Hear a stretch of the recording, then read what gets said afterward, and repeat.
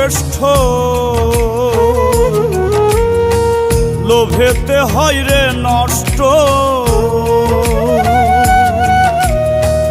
কর্মগুণে মানুষ শ্রেষ্ঠ, লোভেতে হয় রে নষ্ট। একটু স্বার্থের বাতাসেই থাকে না রে হুঁশ।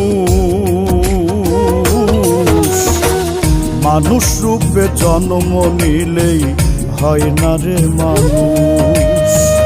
মানুষ রূপে জন্ম নিলেই হয় না রে মানুষ।